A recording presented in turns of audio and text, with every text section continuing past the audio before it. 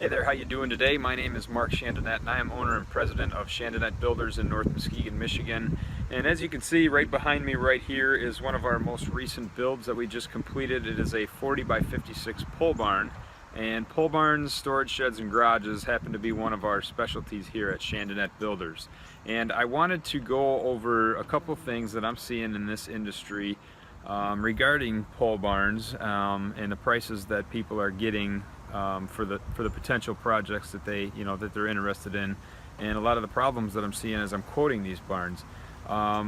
First and foremost, this building here was actually purchased by our customer from one of the box stores. I'm not going to name any names, but one of the biggest problems is we're going to go inside here in a minute, and I'm going to show you some of the issues that we come across time and time again when we quote these buildings. So let's take a walk inside and I'll go over some things that you should keep an eye out for if you or someone you know is interested in having a pole barn built. Let's take a walk inside.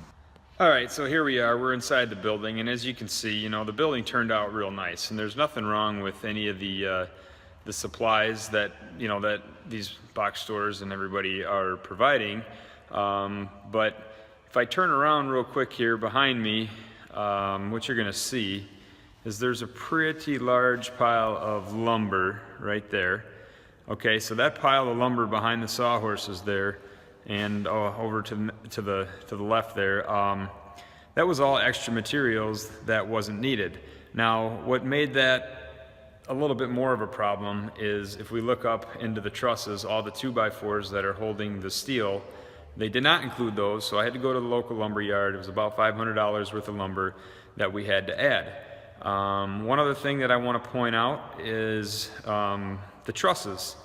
If you'll notice up in the trusses, there is a, right where the header, I guess, if you don't know what a header is the large piece of lumber that the truss is sitting on.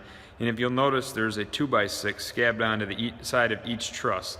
That's because when they figured their pole barn package, they failed to include the tails on the truss. And as you you probably noticed from the outside view, we had a 1 foot overhang all the way around this building.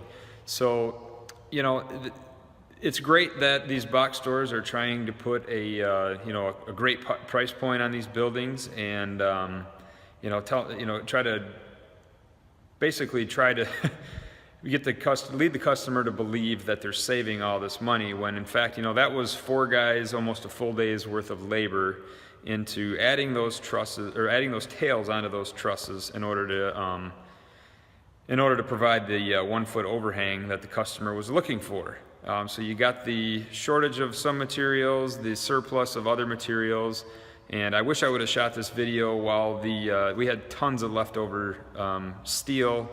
And what made that worse is we were short some of the steel that we needed to start right at the corners. So a couple things to keep in mind when you're bidding a pole barn package. One thing I pride our company here at Chandonnet Builders on is when we provide a building of this nature, we're providing a turnkey quote.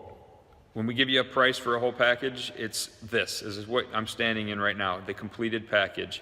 One of the other problems that I'm running across time and time again when I'm quoting these buildings is companies putting a really low number on it because they're not figuring the installation and even the materials for doors and windows. It's just the shell and the steel. Also concrete. We're able to do concrete right as part of the package at the same time of the build. Some places won't even quote the concrete. So I hope these things that I pointed out here are of value to you if you're in the market for a garage storage building or pole barn. It maybe pass this along to somebody who may be in the market. It's just some things that I think people should keep in the back of their mind when they're shopping and when they're pricing these, to make sure that you're pricing an actual turnkey, ready-to-use building that's going to have doors, windows, and all the materials that you're going to need to make the building usable. So again, my name is Mark Chandonnet. I look forward to hearing from you if you are in the market for a pole barn, storage shed, or garage. We specialize in all 3 aspects of those. So I hope you have a great day and take care.